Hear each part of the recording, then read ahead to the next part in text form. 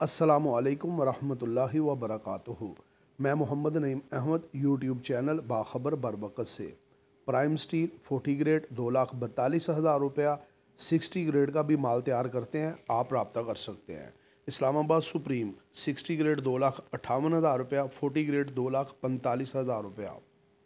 Islamabad premium 2,55,000 और 2,42,000 रुपया।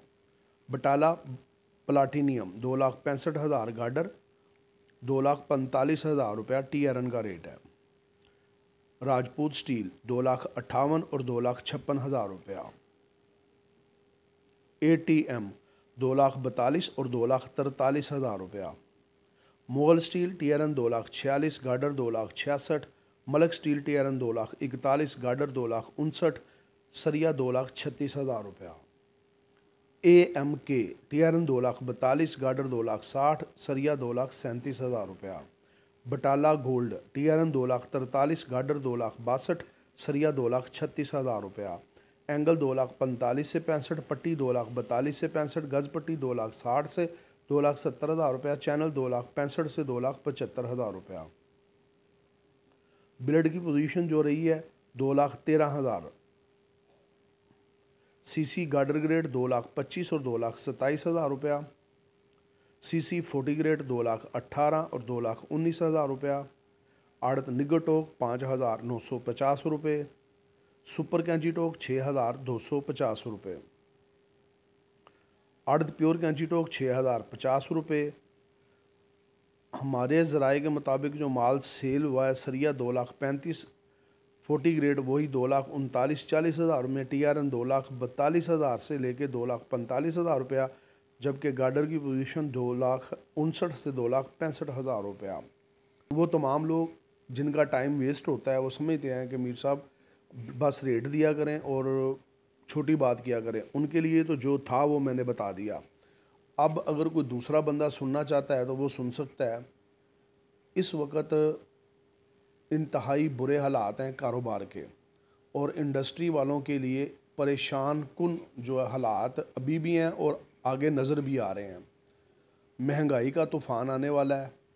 किसी सूरत भी कम रेट पे माल सेल हो नहीं सकता। अगर माल सेल करेंगे तो उनको अपना ज़ाती नुकसान होगा, बहुत ज़्यादा नुकसान होगा, और पहले भी वो नुकसान कर रहे हैं। और अगर इसी तरह वो नुकसान करते रहे तो फिर दूसरी ऑप्शन उनके पास है कि अदारे बंद करने की। वो करते हैं या नहीं करते, कहते सब ही हैं, लेकिन अल्लाह जाने इनको क्या मार्जिन है जिसकी वजह से ये चलाने पे मजबूर होते हैं। यहाँ तो इनकी मजबूरी है, इनको ये पता है कि हम अदारे बंद करेंगे तो ना हम आइंदा बिल दे सकते हैं और ना ही लोगों की पेमेंट वापस कर सकते हैं, और लोगों का प्रेशर हम पे बढ़ेगा। तो इन मुश्किलात की वजह से मेरा ख्याल है वो कहते हैं जी धुआं निकलता रहे, लेकिन धुआं तो निकल ही रहा है, मगर उनकी इज़्ज़त, उनकी साख और उनके सुकून का धुआं भी मुसलसल निकल रहा है। बहरहाल ये उनकी मर्ज़ी है। इस वक्त करना क्या चाहिए, मेरे ख़्याल से मैं खुदारा पूरे पाकिस्तान के तमाम लोगों से रिक्वेस्ट करता हूँ जो ज़िम्मेदारान हैं कि आपकी मेहरबानी है, इस मुल्क के लिए, इस कौम के लिए आप लोगों को एक एक स्टेप पीछे होना पड़ेगा। असल मसला है कि मुल्क को एक ईमानदार क़यादत की ज़रूरत है जिस पे पूरे दुनिया के ममालिक भी भरोसा करें, और सबसे बड़ी बात है कि आवाम का उस पर एतमाद हो और ओवरसीज़ पाकिस्तानियों का उस पर एतमाद हो। कोई ऐसे बोल्ड स्टेप उठाए जाएं जिससे इस मुल्क को इस क्राइसिस से निकाला जाए। इसके अलावा कोई हल नहीं। अब अक्सर लोग कह देंगे जी मीर साहब जब ईमानदार क़यादत की बात करते हैं तो शायद इनका पॉइंट ऑफ व्यू बस एक जगह पे आगे फंस जाता है। तो देखो मेरी बात सुनो भाई, उसने जो करना था कर दिया। उसने अवेयरनेस देनी थी, एक नज़रिया देना था, उसने पूरे निज़ाम को नंगा कर दिया। सलवार कमीज़ बनियान अंडरवेयर तक उसने उतार के रख दिया है। किसी से कोई बात अब छुपी है?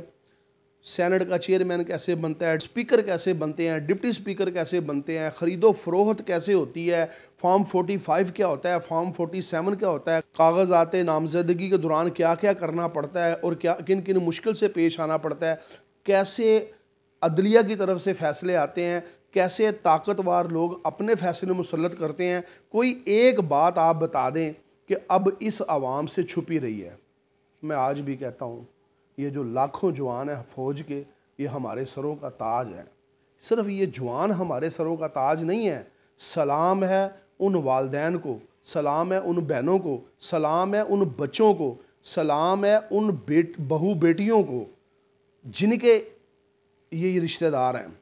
किसी का वो बेटा है, किसी का वो शोहर है, किसी का वो भाई है, किसी का वो बाप है। ये सब लोग हमारे सरों के ताज हैं। पाकिस्तानी कौम का तिलिस्माती मोहब्बत इनके साथ है, फ़ौज के साथ है। कोई भी अदारा हो, चाहे वो सियासी जमात हो, चाहे कोई भी अदारा हो, हर अदारे में, हर जमात में कोई ना कोई काली भेड़ें ज़रूर होती हैं। 2, 4, 5 लोगों को ऊपर नीचे करने से अगर इस मुल्क बका हो सकती है, ये मुल्क तरक्की की तरफ गामजन हो सकता है, इस कौम को कोई खुशहाली नसीब हो सकती है, तो मेरा ख्याल है ये कदम उठाने में देर नहीं करनी चाहिए। तमाम मुहिब वतन जो ताकतें हैं उनको इकट्ठा होकर सोचना पड़ेगा कि हम इस मुल्क को क्राइसिस से कैसे निकालें। चोरों को, लुटेरों को, जो भी कोई इस तरह का बंदा है, सब हर चीज़ आपके सामने है। या आप रेफरेंडम करवा दें, उसमें चाहे सारी जमातें एक साइड पे खड़ी हो जाएं, मिल के इलेक्शन लड़ लें, मगर कोई भी जमात आए वो अपने फ़ैसले खुद करे, कोई अदारा उनके फ़ैसलों में मुदाखलत ना करे, ताकि आवाम को पता लगे कि ये मैंडेट इनके पास था, कोई किसी अदारे ने बीच में मुदाखलत नहीं की है।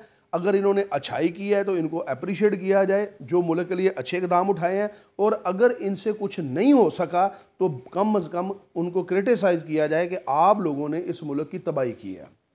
तो जब तक संजीदा कदम नहीं उठाया जाएगा, तमाम लोगों को अपनी गलती का इतराफ़ करना चाहिए। इंसान है, गलती का पुतला है, हर एक से कोई ना कोई गलती ज़रूर हुई है, मगर अपनी अना को छोड़ दें। अपनी अना को छोड़ के मुल्क के लिए आप लोगों को कुर्बानी देनी पड़ेगी, मुल्क के लिए सोचना पड़ेगा, इस कौम के लिए सोचना पड़ेगा। ये कोई हल नहीं है कि आप कर्ज़े लेते जाएं, कर्ज़ों की दलदल में फंसते जाएं, अदारों को सेल करते जाएं, ठीक है, और ख़ुद को ग़ुलामी की ज़ंजीरों में जकड़ते जाएं। इससे मुल्क कभी सर्वाइव नहीं करेगा। चाहे बांग्लादेश हो, चाहे अफ़गानिस्तान, ये कल की बात है, चाहे इंडिया जो हमारे साथ आज़ाद हुआ था, सबको देख लें ये कहाँ पे निकल गए हैं, इनके क्या हालात हैं और हम किस दोराहे पे खड़े हैं। तो मेरी तो तमाम लोगों से ये रिक्वेस्ट है कि अगर आप सोचेंगे कि जो हो रहा है इसमें भला हो जाए, इसमें कोई भला नहीं है। इंडस्ट्री तबाह हो रही है, आने वाले दिनों में लोगों के बेरोज़गार होने का ख़तरा है। जब मुल्क में खुशहाली नहीं है, कोई तरक्याती काम नहीं है, तो ये चाहे कीमतें जितनी मर्ज़ी बढ़ती जाएं, आसमान पे चले जाएं, बिजली का बढ़ती जाए, ख़रीदार कोई नहीं होगा, तो बिल आखिर अदारे अपने अदारों को बंद करने पे मजबूर हो जाएंगे। तो मेरी सिर्फ़ पाकिस्तानियों से, मुहिब वतन पाकिस्तानियों से सिर्फ एक दरख्वास्त है, सब लोग मिल के बैठें, इस मुल्क को इस क्राइसिस से निकालें। तो इंशाअल्लाह ताला आने वाला चंद माह के लिए, चंद सालों के लिए मुश्किलात ज़रूर हैं, लेकिन इंशाअल्लाह ताला इस मुल्क का मुस्तकबिल रोशन है और इंशाअल्लाह ताला ये मुल्क तरक्की भी करेगा, ये कौम खुशहाल भी होगी। इस कौम में किसी चीज़ की कमी नहीं है, चाहे वो कुर्बानी हो, चाहे वो जज्बा हो, चाहे वो स्किल्स हों, हर चीज़ से माला माल है ये कौम और ये मुल्क।